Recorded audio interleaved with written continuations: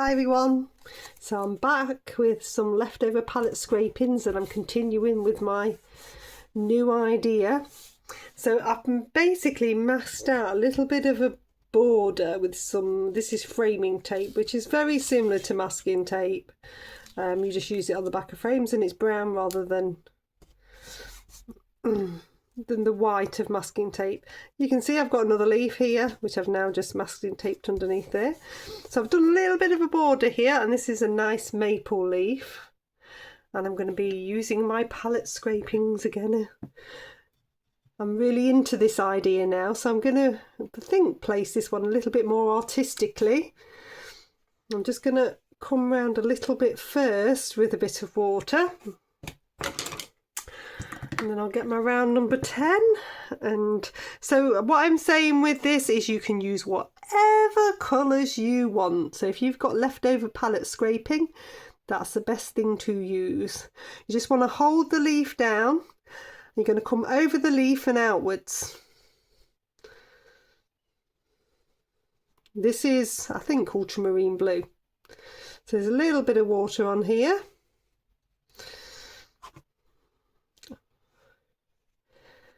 And I'm being careful when I'm coming over the leaf, but I'm also thinking about where I'm coming to this edge and that I want to get this nice edge.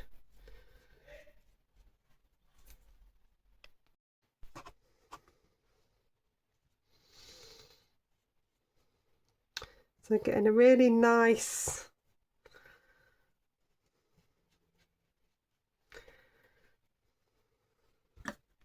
tone of blue. I'm going to use, this is green gold, so these are all remnants of Daniel Smith that are on palettes that I've used previously, and I don't want to throw them away. I never want to throw paint away or wash it away.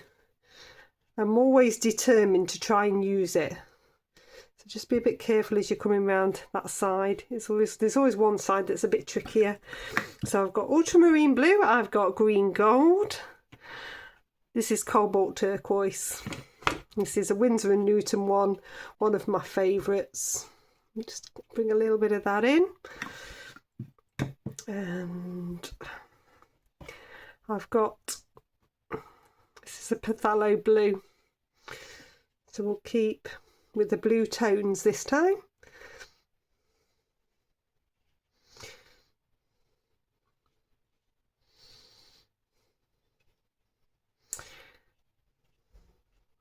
Okay, so I'm going to carefully peel the leaf away, like so. I've got a little bit of flow. I can just work with it. I can just dab a bit off with a bit of kitchen towel just to take that lightly away. Then you can let it run around so you get a really nice blend.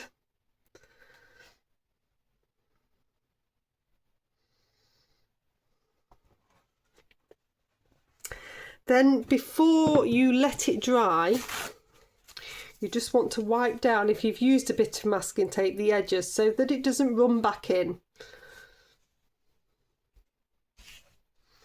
Okay, so I'm going to let that one dry. Okay, so that's nicely dry. I've got a round number 6 and a little bit of water, and I'm going to wet the inside of this leaf.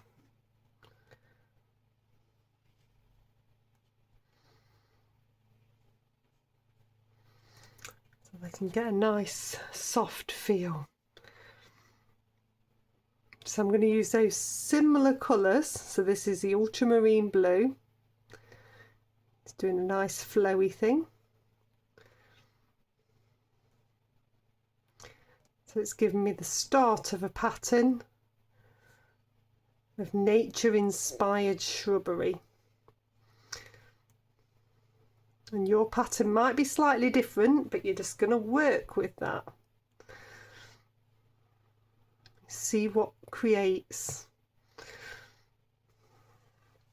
going to come back into the cobalt cobalt turquoise.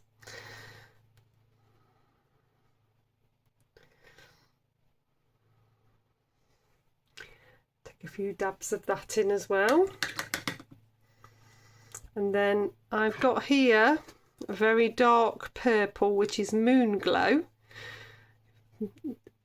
You could use something like a Windsor purple, or a bit of a rose with a burnt sienna to make like a muted aubergine colour. So there's lots of options. I'm going to keep this quite low, this bottom edge. I'm going to start to bring out a little bit of a stem, and then start to bring up a little bit of a tree trunk as well. Pick up a rigger. So this is a long thin brush, just to continue with this stem, so I get that nice stem appearing. Okay, I'll dry that one off. Okay, so that's nicely dry.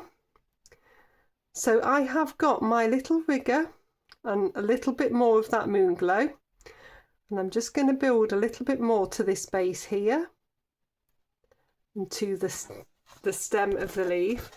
I'm going to turn this round, just start to create a bit of a tree trunk. Now I'm not going on the same tree trunk that I created earlier.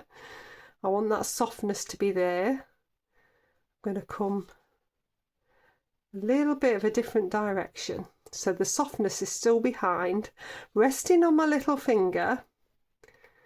I'm just starting to create some branches. These nice flow.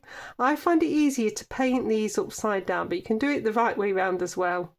I find it easier to flow to a point. Now I'm slightly coming off the leaf now.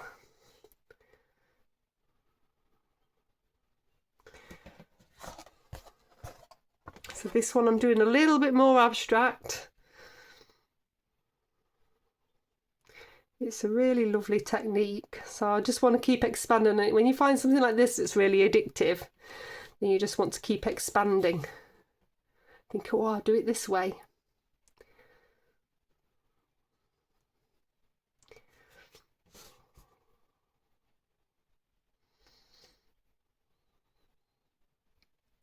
So a few more branches. And pop my little person, so a tiny dot for the head, a horizontal for the shoulders, taper down, and you've got a little person there.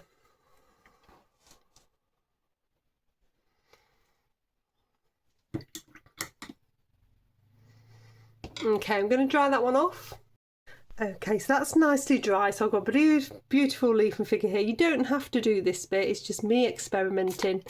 So I am using a bit of a spritzer to spritz the corners, and I am going to use something called Aqua Bronze. This is gold. It's a bit like eyeshadow. It's like a powder, and it will adhere wherever it is wet.